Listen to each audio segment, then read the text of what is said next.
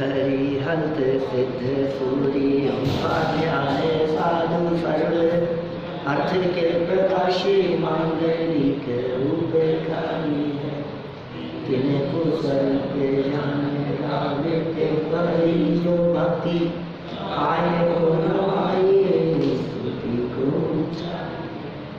धन धन तिन हित काज संग आज भरे कर जोड़े बार बार वंदना हमारी है मंगल कल्याण सुख सुआम चाहत है ओ मेरी ऐसी दशा जैसी तुम धारी ओ मेरी ऐसी दशा जैसी तुम धारी है ओ मेरी ऐसी दशा जैसी तुम धारी है।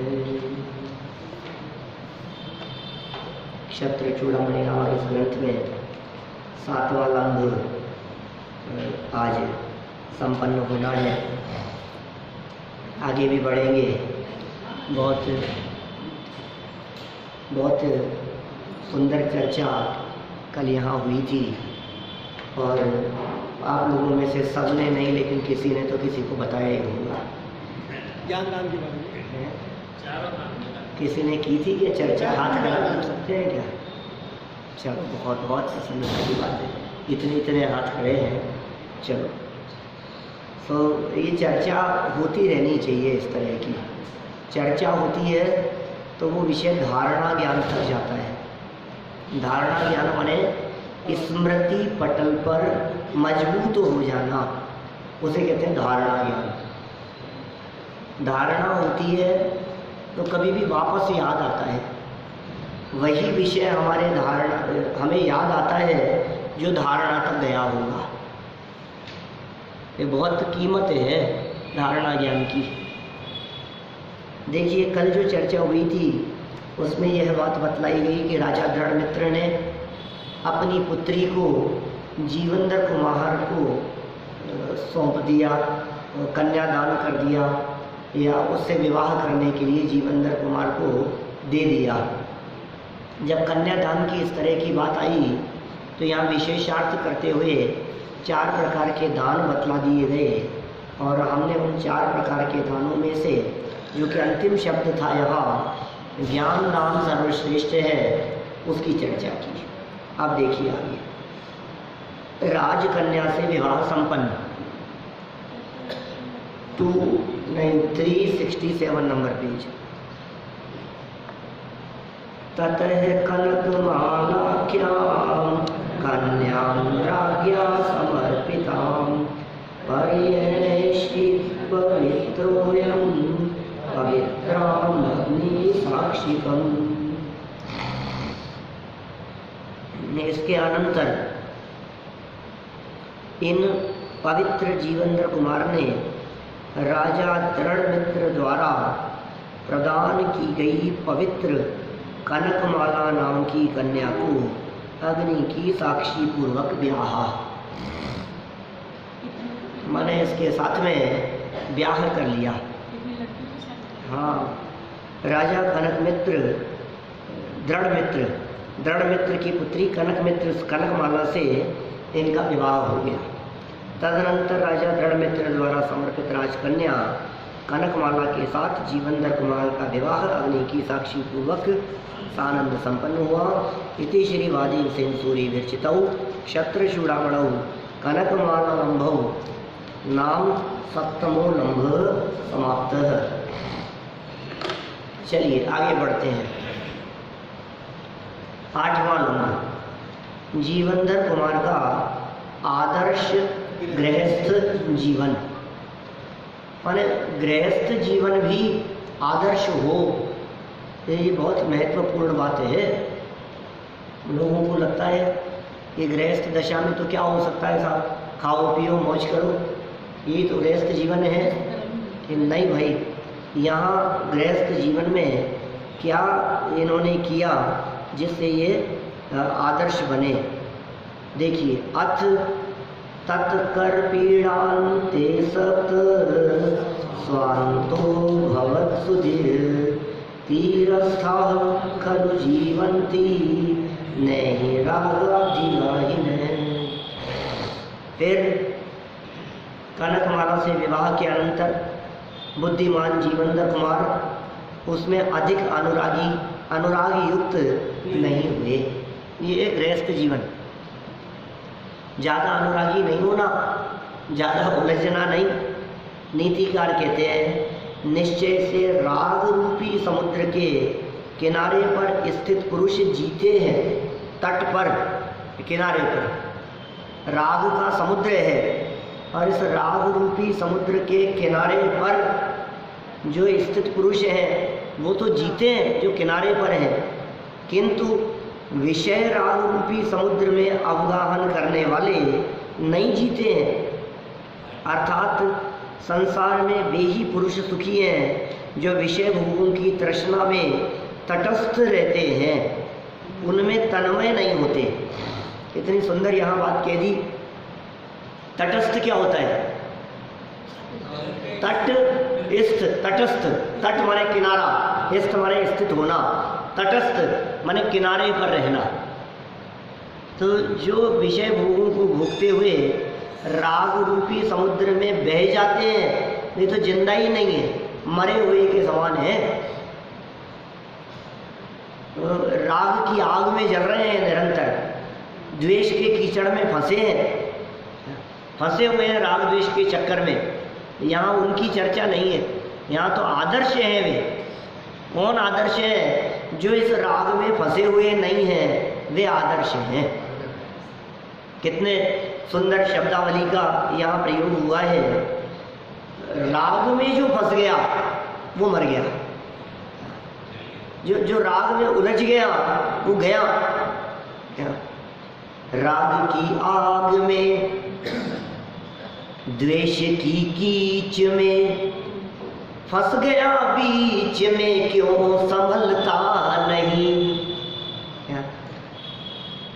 क्या क्या कहा? राग की आग में, द्वेष की कीच में फंस गया बीच में, क्यों संभलता नहीं।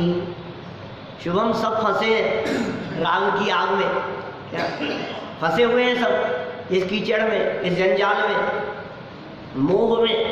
तो जो इस मोह नदी को पार नहीं कर पाते, जो विषय भोगों में अंध होकर के डूबे हुए हैं, वे जी थोड़ी ना रहे हैं, मर रहे हैं वो तो। हमें लगता है क्या शान से जी रहे हैं, अरे तुम जी नहीं रहे हो, तुम मर रहे हो, तुम्हें जीना नहीं आया। यहाँ गृहस्थ दशा में रहते हुए भोगों को भोगने का निषेध नहीं किया गया। क्या निषेध नहीं किया यहाँ पर, लेकिन अल्प मात्रा की बात कही। माने उसमें अंधे होकर के डूबने का निषेध किया। डूबो मत, किनारे पर रहो, मर्यादा का ध्यान रखो। कितनी सुंदर बात कह दी है यहाँ। और आज तो हालत ही खराब है, राग मोह और विषय, इनमें निरंतर अंधे अंधे अंधे प्राणी दिखाई देते हैं। वो है ना, तापर और रचे रस काव्य है, क्या क्या कहाँ से शुरू है? राग उदय जग अंध भयो, सहजे सब लोगन लाज गवाई। सीख बिना नर सीख रहे, विषयादिक भोगन की चतुराई। तापर और रचे रस काव्य, का कही है दिन की निठुराई। अंध असुझन किया कियन में झोंकत है रज राम दुहाई। बुधदास जी का है, 400 साल पहले लिखा है। 400 साल पहले राजनवाई का। हाँ, 400 साल पहले उन्होंने क्या बात लिखी है? राग उदय जग अंध भयो, सारा जगत अंधा हो रहा है राग के उदय में, विषय कषायों के कारण अंधे दिखाई दे रहे हैं। राग उदय जग अंध भयो, सहजे सब लोगन लाज गम। लाज शर्म कुछ नहीं बची है। 400 साल पहले माने ये 400 साल पहले की घटना है। सोचो आप, कोई लाज शर्म नहीं। आज तो हाल ही कितने खराब हो गए हैं। आज लिखते मैं तो कभी कभी ये कहता हूँ कि 80 के दशक की मूवी और आज की मूवी में ज़मीन आसमान का अंतर दिखता है। बहुत उस समय की जो शालीनता थी क्या, वो आज तो सभी हो गई है, नष्ट हो गई है। और कैसे कैसे अंधे हो गए हैं, हमें कुछ लाज शर्म ही नहीं है। और इतने बेशर्म हो गए हैं कि बिल्कुल स्पष्ट रूप से अपने माँ बाप को कहते हैं मुझे इससे शादी करनी है, अब आपको बोलो क्या करना है। पहले शर्म को सुंदरता माना जाता था। पहले तो इतनी भी शर्म होती थी कि यदि शादी के लिए कहें तो शर्म से गर्दन झुक जाए और मना करे। बोलो तो अभी तो कैसी स्थिति है, और तुम नहीं मानो तो भाग जाए, भगा कर ले जाए। अभी स्थिति कैसी है, समाज की क्या स्थिति है। राग उदय जब अंध भयो, सहजे सब लोगन लाज गंवाई। और क्या कह रहे हैं, उस पर भी देखो हालत क्या है। ये तो सहज ऐसी स्थिति हो रही है समाज में, देश में, सभी समाजों की बात है, अकेले जैन समाज की बात नहीं है। हाँ 10-20 साल में वही कह रहा हूँ मैं, धीरे धीरे करके कितना ये सब बिगाड़ होता चला जा रहा है। लेकिन 400 साल पहले जो थोड़ा बहुत कुछ बिगाड़ था उसे देख करके ये पंक्तियाँ लिखी गई। भगवान तक की लाज शर्म नहीं बची है। बोलो आप 3 लोग के नाथ के दरबार में जाएं और उगाड़े माथे जाएं, कोई भी कपड़े पहन करके जाएं, ये कैसे भी जाएं, भगवान सामने बैठे हुए हैं और कैसे भी चर्चा कर, कोई मतलब नहीं है कि कौन बैठा हुआ है सामने। जो जोड़े से डांडिया डांस होते हैं, जोड़े से शादी विवाह के प्रसंगों पर खुद ही तो नाचते हैं वो। बोलो स्टेज पर चढ़ करके, और अभी तो ये प्री वेडिंग जैसे होने लग गए हैं। बोलो आप क्या हो रहे हैं, सारे देश में हो रहा है, समाज में हो रहा है सब। हाँ दिखाते हैं उसको सबके सामने, देखा है 20 जगह देखा है, चलते रहते हैं सब जगह पर इस तरह की तारीफ। हाँ कोई नहीं है टोकने वाला, कोई नहीं है। ये जितने काम हो रहे हैं कौन टोकने वाला है, कौन कहने वाला है, सब ऐसे चल रहा है। अभी देखो उन्होंने 400 साल पहले की लाइनें सुनो पहले तो आप, वो क्या कह रहे हैं। राग उदय जग अंध भयो, सहजे सब लोगन लाज गवाई। और सीख बिना नर सीख रहे, विषयादिक भोगन की चतुराई। विषय भोगों की चतुराई को बिना सिखाए वो ये सीखता है। इसके लिए ट्रेनिंग सेंटर खोलने की जरूरत नहीं है, इसके लिए कक्षाएं लगाने की जरूरत नहीं है। विषय भोगों को कैसे भोगना है इसके लिए उपदेश देने की जरूरत नहीं, अपने आप ही पूर्व संस्कार। माने अनादिकाल से 5 इंद्रियों के विषय भोगों को भोगने के संस्कार तो पहले से ही है। और तापर और रचे रस काव्य, बोलो रस काव्य रचे जा रहे हैं उस पर और अधिक। उस समय तो रस काव्य ही रचे जाते थे, दोहे रचे जाते थे, ऐसे छंद रचे जाते थे जो लोगों को आकर्षित करने के लिए हुआ करते थे। बनारसी दास जी ने भी लिखे थे इस तरह के। तापर और रचे रस काव्य, का कही है तिन की निठुराई। उनकी निष्ठुरता के बारे में हम क्या कहें। अंध असुजन की अखियन में झोंकत है रज राम दुआई। पहले ही लोग अंधे हैं, राग में अंधे हैं, भोग में अंधे हैं, विषय भोगों में अंधे हैं, काम भाव में अंधे हैं। अंदर में विषय वासनाएं बहुत डूब करके भरी है। और तापर और रचे, ऐसे दृश्य, ऐसे मूवी, ऐसी पिक्चरें, ऐसे सीरियल, ऐसे वीडियो। तापर और रचे रस काव्य, का कही है तिन की निठुर। पहले अंधा व्यक्ति है, आंखों से दिखाई नहीं देता है, लेकिन जो थोड़ा बहुत कुछ दिखाई देता है ना, अंधे को भी, अंधे व्यक्ति को भी जो थोड़ी बहुत रोशनी की झलक दिखाई देती है, जो चिल्का दिखाई देता है, जो थोड़ा बहुत सफ़ेद सफ़ेद सा कुछ ऐसा दिखता है कि शायद इधर कोई नहीं है, ये रोशनी है, इधर मैं चल सकता हूँ। ऐसे अंधे व्यक्ति की आंखों में भी और धूल झोंक दी। पहले ही नहीं दिखता है और थोड़ा बहुत कुछ संभावना हो तो वो संभावना भी न रहे। तापर और रचे रस काव्य का कही है तिन की निठुराई, अंधे असुझन की अखियन में झोंकत है रज राम दुहाई। ये कह रहे हैं भैया मरे हुए लोग हैं, मर रहे हैं, इन्हें जीना तो आया ही नहीं है। जीवन किसे कहते हैं? जो उस विषय रोग रूपी समुद्र के किनारे पर खड़े हैं वे तो फिर जिंदा है, और जो समुद्र में बह गए, चारों तरफ ऐसी ही हवा बह रही है, क्या क्या चलने लगा है, आप कल्पना नहीं कर सकते हो। माने साधारण व्यक्तियों को, आलू प्याज नहीं खाने वाले व्यक्ति को तो पागल समझते हैं। इतना ही नहीं, सिगरेट नहीं पीने वाले पागल दिखते हैं, शराब नहीं पीने वाले को बैकवर्ड समझते हैं। ऐसी हालत है जैन समाज की। अपन लोग इस माहौल में उठते बैठते हैं जहाँ अपने को आसपास में कोई नहीं पीता हुआ दिखता है, लेकिन थोड़ा सा इस माहौल से थोड़ा सा बाहर निकल करके देखो तो समाज की ये स्थिति है। वो तो अपन लोगों का सबका जो सर्कल है ना, ये सारा सर्कल सब धार्मिक लोगों के बीच में उठने बैठने का है। अपन लोग सब स्वाध्यायी लोगों के बीच में बैठते हैं, इन्हीं लोगों के बीच में चर्चा करते हैं, यही माहौल दिखता है। लेकिन जो लड़के लोग जो मिलते हैं ना, वो बतलाते हैं हमारे को ऐसी बातें कि आपको पता नहीं है भैया क्या हाल है।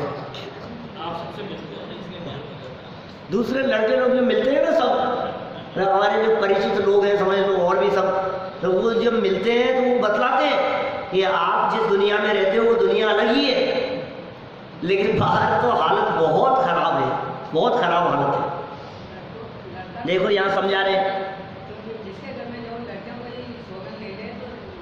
हाँ सही बात है। देखो आप नीचे सरलार्थ देखो, इसी बात को पढ़ते हैं अपन और समझाएंगे। अभी तो यही समझाना है, आज तो यही चलना है।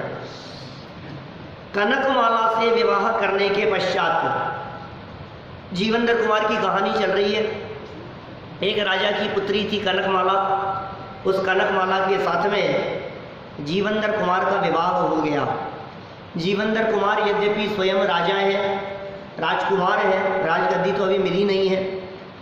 पिता का छल से उसके सेनापति ने हत्या कर दी थी, और वो हत्या कर देने पर ये गर्भ में थे, ये निकल गए। आपको ध्यान है ना सब कहानी? आपको पता है क्या? आपको नहीं मालूम, शुभम को भी नहीं मालूम, मैं तो शुभम को सुना रहा हूँ। तो मैंने, क्योंकि बहुत सारे लोग बीच बीच में ज्वाइन होते हैं ना। राजा सत्येंद्र थे।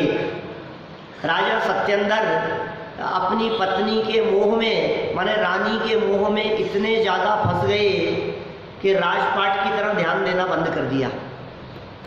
यह सब आपने तो सुनी है, राजपाट की तरफ ध्यान देना बंद कर दिया। तो जो सेनापति जो था, काष्टांगार नाम था उसका, वो ही ऐसा समझ लिया कि तो मैं ही सब चलाता हूँ। धीरे धीरे करके सेना को उसने अपने कंट्रोल में ले लिया और षड्यंत्र रच करके राजा सत्येंद्र के ऊपर आक्रमण करने का प्रयास किया। इसको जान से मार दो राजा को, मैं राजा बन जाऊंगा। ऐसा हुआ, सत्येंद्र को पता लगा, तो अब सेना उसकी हो गई, सारा प्रशासन उसका हो गया। अब कहाँ लड़ेंगे, क्या करेंगे? तो राजा सत्येंद्र ने गर्भवती पत्नी रानी विजया, उसको किसी एक लकड़ी के यंत्र विमान में बिठा करके उड़ा दिया। तुम तो भागो यहाँ से, अपनी जान बचाओ, मैं देखता हूँ पीछे से।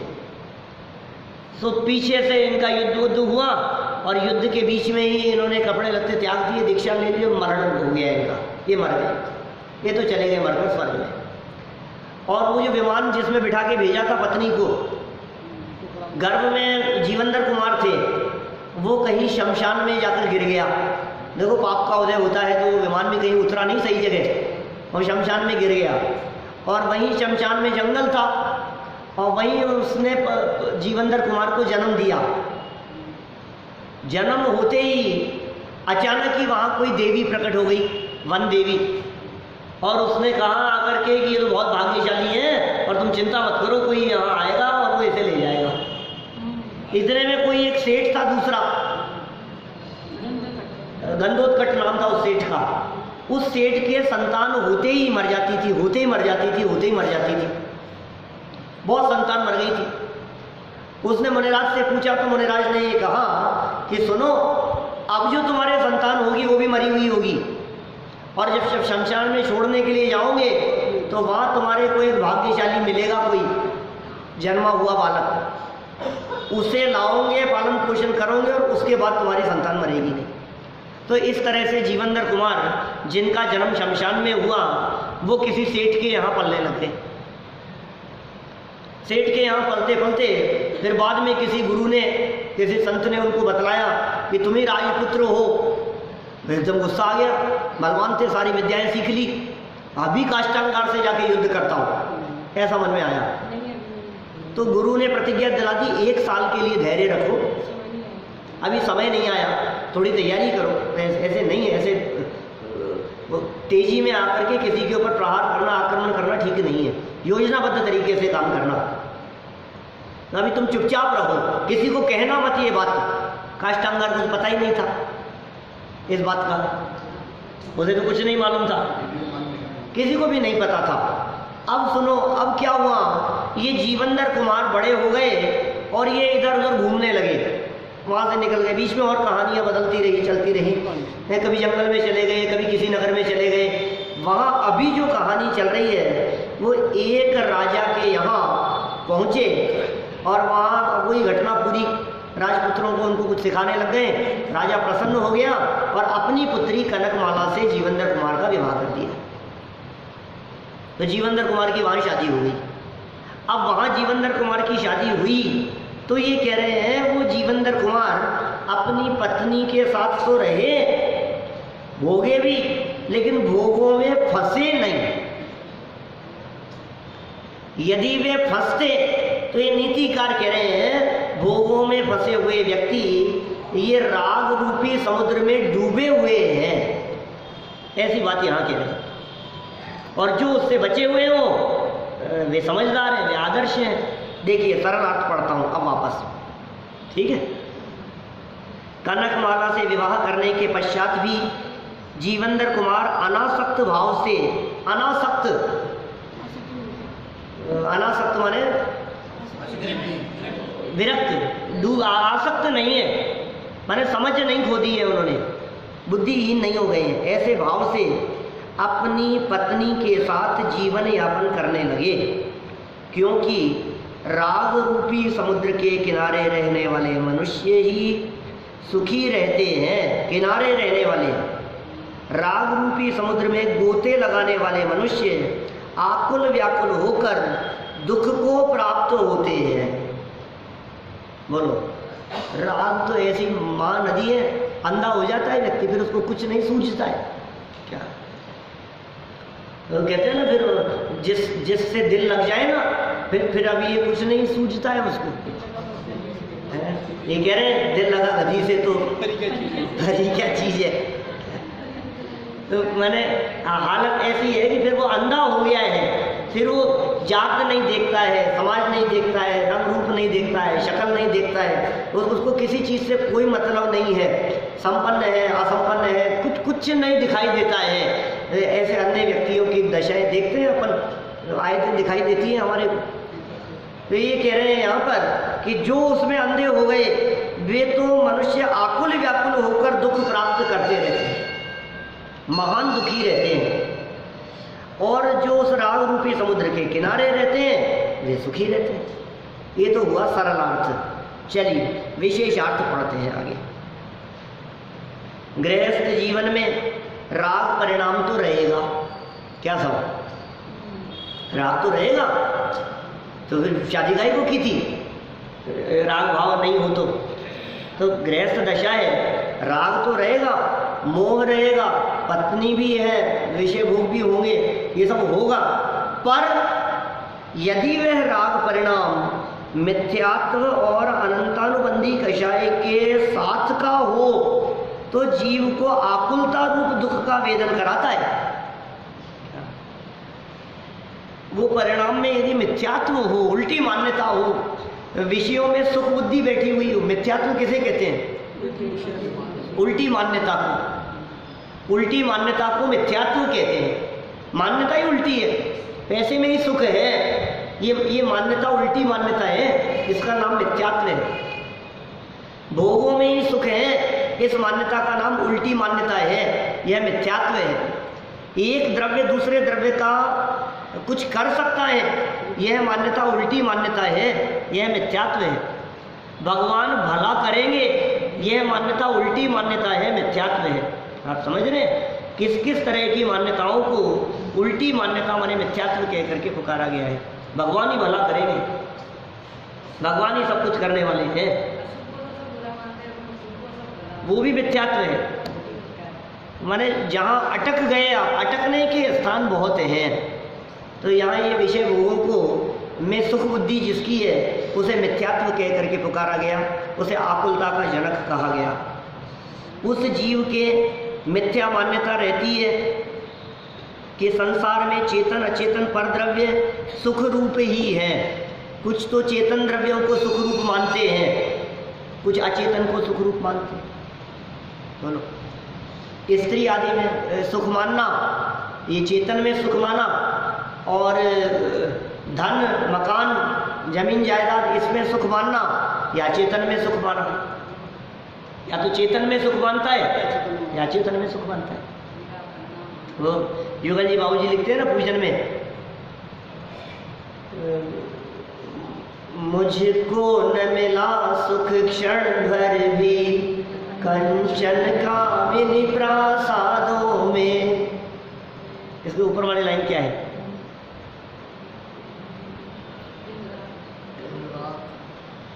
देखो कहाँ से चालू है, वो शुरू से बोल लो, दूसरा तीसरा ही तो शब्द है। भगवन में जी भर घूम चुका, कण कण को जी भर भर देखा, मृग सम मृग तृष्णा के पीछे, मुझको न मिली सुख की रेखा। झूठे जग के सपने सारे, झूठी मन की सब आशाएं, तन जीवन यौवन अस्थिर है, क्षण भंगुर पल में मुरझाए। सम्राट महाबल सेनानी, उस क्षण को टाल सकेगा क्या, अशरण मृत काया में हर्षित, निज जीवन डाल सकेगा क्या। आगे ये लाइन,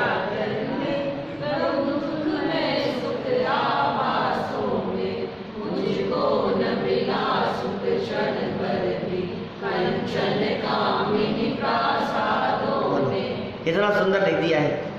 संसार महादुख सागर के, ये संसार महादुख सागर है। संसार महादुख सागर के, प्रभु दुखमय सुख आभासों में, मुझको न मिला सुख क्षण भर भी। कहाँ नहीं मिला सुख? कंचन कामिनी प्रासादों में। कहाँ कहाँ नहीं मिला? कंचन सोने में, गोल्ड में। निद्रा भी हो सकती है, नींद में भी सुख मिलता है। मैंने सोने में भी बड़ा मजा आता है, सोने का आनंद ही अलग है। जब सर्दियों का समय हो, रजाई ओढ़ करके सो रहे हो और सुबह कोई उठाए तो ऐसा मन करता है और ओढ़ करके सोते रहो सोते रहो सोते रहो, उठने का ही मन नहीं करता है। एक तो वो सोने में, और ये कंचन माने गोल्ड में, और कामिनी माने स्त्री में, और प्रासाद माने महलों में, मकान में, जमीन जायदाद में। मुझको न मिला सुख क्षण भर भी, कंचन कामिनी प्रासादों में। ये कह रहे हैं यहाँ पर, न चेतन में सुख है न पर अचेतन में सुख है। सारे जगत में जितने पदार्थ दिखाई देते हैं ये अचेतन दिखते हैं, और जो दिखते हैं वो चेतन दिखते हैं। चेतन और अचेतन दो ही प्रकार के पदार्थ हैं। इनमें रंच मात्र भी सुख मुझे आज तक कभी नहीं मिला। कारण क्या है? देख लो आप, जिन जिन के पास ये सब कुछ है वे तो सुखी होंगे नहीं तो मिलता कैसे? इनमें सुख है ही नहीं ना। मिलता कैसे? कौन कौन सुखी दिखाई देता है बताओ तो? जिनके पास में सब कुछ दिखाई देता है, क्या वो कल परसों किसी ने बतलाया 12,100 कितने करोड़ का उसने टैक्स चुकाया अंबानी ने। इंडिया के अंदर, इंडिया में सबसे ज़्यादा टैक्स देने वाले अंबानी, सबसे ज़्यादा टैक्स इंडिया में नंबर 1, 12,167 कितने इतने करोड़, 12,191 करोड़ का टैक्स चुकाया। ये तो टैक्स है। अब इनकम कितनी होगी सालाना इनकम? अब बताओ कितने सुखी होंगे? सुख है या नहीं? चेहरे से तो लगता सुखी है या नहीं? चेहरे से लगता अरे अंदर की बात है, चेहरे में धोखा खा जाते क्या? इस चेहरे के चक्कर में मत अटको आप। इस चेहरे ने लाखों को लूटा। बहुत धोखा है इसमें। माने चेहरे की तरफ आकर्षित मत हो आप। दिखता कुछ है और होता कुछ है। अंदर की उनकी वही जानते हैं। नंबर 1 से 2 नहीं हो जाए। अभी तो नंबर 1 पर है टैक्स पेयर। अब अगले साल चिंता बनी हुई रहेगी कि ये कम नहीं हो जाए, 1 नंबर से 2 नंबर पर नहीं आ जाए। यही टेंशन बराबर बनी रहती है। सोचा करता हूँ भोगों से बुझ जाएगी इच्छा ज्वाला, परिणाम निकलता है लेकिन मानो पावक में घी डाला। ये सारी बातें ये सब बतला रहे हैं यहाँ पर। मैं सोचता रहता हूँ और भोग लो और भोग लो और भोग लो, तृप्ति मिल जाएगी, संतुष्टि मिल जाएगी, शांति मिल जाएगी। बोलो अब बतलाओ, इंद्रगढ़ तो चले आए, अब कहाँ चलना है? देवगढ़ है? अब कहाँ चले? राजगढ़, देवगढ़, कहाँ चले अपन? कहीं भी चले जाओ आप। शिवाजी मंदिर चले जाओ, मराठा मंदिर चले जाओ, चाहे राज मंदिर चले जाओ, हैं? कहीं शांति मिलने वाली नहीं। सोचा करता था भोगों से बुझ जाएगी इच्छा ज्वाला, परिणाम निकलता है लेकिन क्या परिणाम निकला भोगों को भोगने से? मानो पावक में, पावक माने अग्नि, पावक माने अग्नि, अग्नि में घी डालने जैसी दशा है।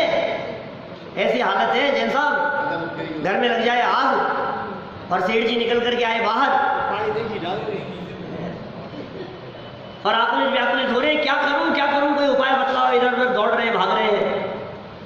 क्या दीपेश जी? और किसी गरीब आदमी ने जो सामने झोपड़ी में रहता था, उसने कहा सेठ जी ऐसे भागने से कुछ नहीं होगा, पानी डालो पानी। चुप रहे, झोपड़ी में रहता है, तेरी सोच ही छोटी है। घी के पीपे खोलो जी अपने तो। मैं इतना बड़ा सेठ पानी से आग बुझाऊंगा क्या? क्या होगा? क्या होगा बोलो भैया जो है। मानो पावक में घी डाला, अग्नि में घी डालने जैसी हालत है। बोलो बुझेगी कि नहीं अग्नि? और भपकेगी।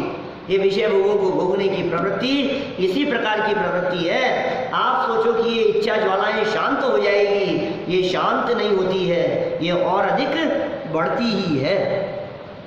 देखिए, यदि गृहस्थ की श्रद्धा, आदर्श जीवन की बात कर रहे हैं, यदि गृहस्थ की श्रद्धा यथार्थ हो तो उसे मिथ्यात्व और अनंतानुबंधी कषाय जन्य राग नहीं रहता। श्रद्धा यदि उसकी सम्यक हो ना, अंदर में दृढ़ श्रद्धा हो, ये सुख नहीं है इसमें। ठीक है, मजा लग रहा है लेकिन है नहीं। सुबह से शाम तक सुखी होने के नाम पर चलता है, बस में बैठ करके, क्या बिना एसी की बस वो तो दुखी और एसी चल रहा है और ठंड लगी जा रही है। क्या अब वो कहता है बस वाला कि वो या तो एसी बंद होगा और कम नहीं हो सकता, चलेगा तो इतना ही चलेगा। बोलो क्या करें दीपेश जी? बंद करो तो गर्मी से दुखी और चले तो सर्दी से दुखी। अब क्या करें बताओ? उतरते हैं तो ऐसा लगता है यार मौसम तो बरसात का था, रोजाना आ रही थी, आज ही क्यों नहीं आई, इतनी गर्मी है। थकता रहता है, थक हार करके पहुंचता है, इतना थक जाता है कि दूसरे दिन प्रवचन में नहीं आ पाता है। बोलो कितना मजा आया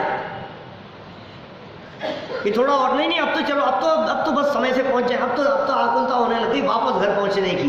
ये क्या हुआ? जाने की भी आकुलता, आने की भी आकुलता। हाँ, सुख नहीं है कहीं भी। ये बात स्पष्ट ख्याल में आनी चाहिए हमारे को, ख्याल में आती नहीं है। देखो क्या कह रहे हैं, ये कषाय जन्य राग कम है उसके, अनंतानुबंधी जन्य।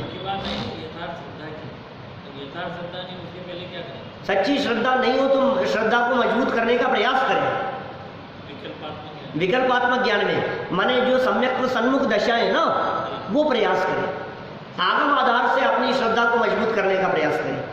अपने ज्ञान में, धारणा ज्ञान में बार बार ये बात डालने का प्रयास करें दीपेश जी, इसमें सुख नहीं है, इसमें सुख नहीं है, इसमें सुख नहीं है, इसमें सुख नहीं है।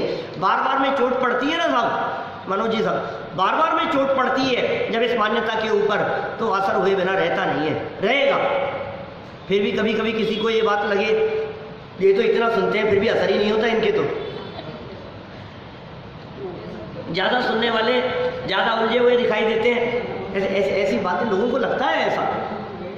तो भाई यहाँ तो सुनने वालों की बात नहीं कर रहे, यहाँ तो श्रद्धा वालों की बात कर रहे हैं। श्रद्धा बदले, देखो श्रद्धा नहीं बदले, सुनने का लाभ क्या? सही बात है। देखिए क्या कह रहे हैं, यदि गृहस्थ की श्रद्धा यथार्थ हो तो उसे मिथ्यात्व और अनंतानुबंधी कषाय जन्य राग नहीं रहता, अपितु अप्रत्याख्यानावर्णादि शेष 3 कषाय जन्य राग ही रहता है। ऐसा श्रावक जिसके मिथ्यात्व अनंतानुबंधी नहीं है, ऐसा श्रावक राग रूपी समुद्र के किनारे स्थित है। वह संयोग जन्य अनुकूल प्रतिकूल बाह्य पदार्थों के बीच में साम्य भाव से सहज जीवन यापन करता है। साम्य भाव से रहता है, सहज जीवन यापन करता है साम्य भाव से। पर द्रव्य सुख दुख दाता नहीं है। देखो दौड़े जा रहा है पैसे पैसे के पीछे, सब पड़ा रह जाता है। वो लोग कितना किसको दिया हुआ है, कितना किसको लेना है, क्या करना है। मतलब ऐसा नहीं है कि संपन्न व्यक्ति सुखी हो और निर्धन व्यक्ति दुखी हो। निर्धन व्यक्ति भी सुखी होते हुए दिखते हैं और धनवान व्यक्ति भी दुखी दिखाई देते हैं। सब वो दिखते हैं, मतलब तो हंसते खिलखिलाते हुए, इस अर्थ में कह रहा हूँ। आप संपन्न व्यक्तियों के चेहरे पर भी आपको आंसू दिखेंगे, चेहरा उदास दिख सकता है, और फुटपाथ पर रहने वाले भी मस्ती से हंसते खेलते दिखाई देंगे, मौज करते हुए दिखाई देंगे। मैं आपसे पूछता हूँ, संपन्नता और असंपन्नता में जो सुख और शांति है, या शारीरिक वेदना है, या मनुष्योचित सुख दुख है, उसमें रंच मात्र फर्क नहीं पड़ता संपन्नता और असंपन्नता में। मैं आपसे पूछ रहा हूँ, एक गरीब व्यक्ति के पेट में दर्द हो और एक संपन्न व्यक्ति के पेट में दर्द हो, पेट दर्द से होने वाली तकलीफ, उसमें संपन्नता और गरीबी, इन दोनों में क्या फर्क पड़ेगा? बोलो, पेट दर्द हो रहा है, अब बताओ क्या फर्क पड़ेगा? नहीं साहब, वो तो पैसे वाला है, उसका थोड़ा कम होगा दर्द, वो तो बहुत संपन्न है। क्यों? उसका पैसा थोड़ा सा कम नहीं करेगा, उसकी संपत्ति, उसके महल मकान जमीन जायदाद कुछ कम नहीं करेगी, दर्द कम नहीं होगा थोड़ा बहुत भी। देख देख करके थोड़ा सा दर्द कम कर ले, यार मेरे पास तो इतना पैसा है, थोड़ा पेट दर्द कम हो जाए, नहीं होगा। घुटनों में दर्द हो, आंखें जल। अच्छा मैं आपसे पूछता हूँ, संपन्न व्यक्ति के आंखें खराब हो और गरीब व्यक्ति की आंखें खराब हो और चश्मा चढ़ना हो, तो बोलो दोनों में क्या फर्क है? एक महंगा पहन लेगा, एक सस्ता पहनेगा, लेकिन देखने में तो वही है ना स्थिति। चक्षु इंद्रिय की स्थिति में कोई फर्क नहीं है। पेट, पैर, घुटने दर्द, कैंसर बीमारी, तकलीफ, ये सब एक जैसी दिखाई देती है। भूख लगने पर जो भूख की वेदना है वो तो दोनों को एक जैसी होती है। ट्रेन में सफर कर रहे थे, फ्लाइट में सफर कर रहे थे और फ्लाइट क्रैश हो गई। अब तो ट्रेन की बात करो, फ्लाइट की बात मत करो, क्योंकि फिर वो फिर गरीब नहीं आया उसमें। ट्रेन में सफर कर रहे थे, एक जनरल के डिब्बे में जा रहा है, जनरल में 50 रुपए का टिकट लेकर के बैठा है, और एक संपन्न व्यक्ति 3000 रुपए का टिकट लेकर के बैठा है। एक ने 50 रुपए का टिकट लिया, भीड़ में धक्के खा करके बैठा हुआ है वहां, जैसे तैसे करके लकड़ी के पाटे पर बैठा हुआ है अंदर, और एक 3000 रुपए का टिकट लेकर के फर्स्ट क्लास की एसी में बैठा हुआ है। ट्रेन खाई में गिर गई, ट्रेन एक्सीडेंट हो गया, दुर्घटना हो गई। अब बोलो, जब खाई में गिरी है तो गिरे हुए की हालत में जब लोग बचा रहे हैं, ऊपर से हेलीकॉप्टर आ रहा है बचाने के लिए, उस खाई में से निकालने के लिए, अब दोनों व्यक्ति अगल बगल में हैं, एक 50 रुपए के टिकट वाला और एक 3000 के टिकट वाला, दोनों में से किसको तकलीफ ज्यादा है? दोनों बराबर। अब इस तकलीफ के काल में संपन्नता क्या करेगी? डांड में दर्द हो रहा है, अब इसमें संपन्नता और गरीबी क्या करेगी? ये मनुष्योचित दशा है। ये हर आदमी दुखी है, हर आदमी दुखी है, हमें लगता है ऐसा। माने गरीब व्यक्ति को यदि साइकिल मिल जाए तो वो उसमें सुखी होता है, उसको साइकिल मिलने पर जितना आनंद आता है ना, ये वैसा ही आनंद आता है जैसे आपको मर्सिडीज खरीदने पर आनंद आता है। सही कह रहा हूँ मैं? दोनों के आनंद में रंच मात्र फर्क नहीं। आप कहेंगे साहब कहाँ साइकिल की बराबरी कर रही है मर्सिडीज? कह रहा हूँ आपसे, आपको जो फीलिंग है, आनंद की जो अनुभूति है, मजा आ गया यार क्या गाड़ी खरीदी है, ऐसे ही बोलता है वो, मजा आ गया यार क्या साइकिल खरीदी मान्यता की बात। वो जो फीलिंग है ना उसको, वो बहुत जबरदस्त फीलिंग आती है। आपको जैसे समझ लो आप 2-5 करोड़ का कोई जैकपॉट लगने पर जो आनंद आता है, क्या वो 500 रुपए कहीं से मिल जाए ना उसको, तो उसको भी वैसा ही आनंद आता है। बोलो, आज तो कोई गजब को हो गया, 500 रुपये का मिल गया, ऐसी फीलिंग होती है।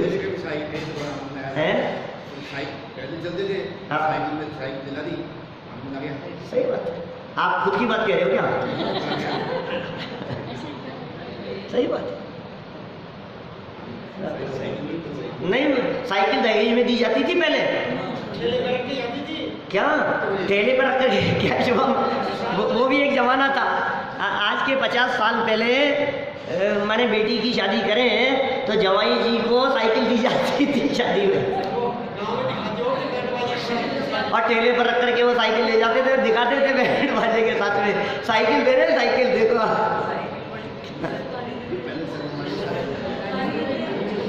हमारे भाई स्वरूप अलग तरह का है।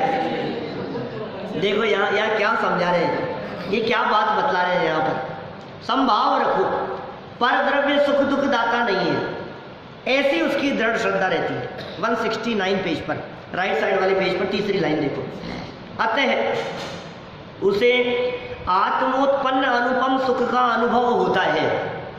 आत्मोत्पन्न अनुपम सुख, विषय भोगों में रहते हुए भी सम्यक श्रद्धा होने से सिद्ध भगवान को जिस जाति का अनाकुल सुख सदैव रहता है, उसी जाति के अल्प सुख का आनंद श्रावक भी लेता है।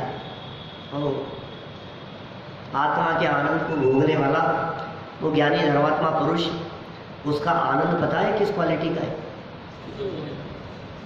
आप पता है कौन सी गाड़ी लेने वाला हूँ? वो वाली ले रहा हूँ जो सचिन के पास में है। कौन सी है? फरारी। आपको पता है कौन सी चीज? भाई साहब ये टी शर्ट वो है जो उसने वहां पहनी थी, क्या पिताजी देवानंद ने पहनी थी उस मूवी में। इनका फेवरेट हीरो देवानंद, वैसे पहचानते नहीं हो शुभम तो देवानंद को। बोलो, अमिताभ बच्चन ने उस मूवी में पहनी थी ना वो टी शर्ट, नीलाम हो रही थी, वो लेकर के आया हूं मैं। वही यही है, पता है आपको? वही कितना खुश होता है, ऐसा बात कहता है। सुन, ये जो आनंद आ रहा है ना, ये वो आनंद है जो महावीर भगवान को आ रहा है। क्या बात कर रहे हैं? महावीर भगवान को जो आनंद आ रहा है, आत्मोत्पन्न आनंद की बात कर रहे हैं। ये वो आनंद जो नमो सिद्धाणम जिनको कहते हैं अपन, सिद्ध भगवान को जो आनंद आ रहा है उस आनंद को भोग रहा है ये कैसा आनंद है?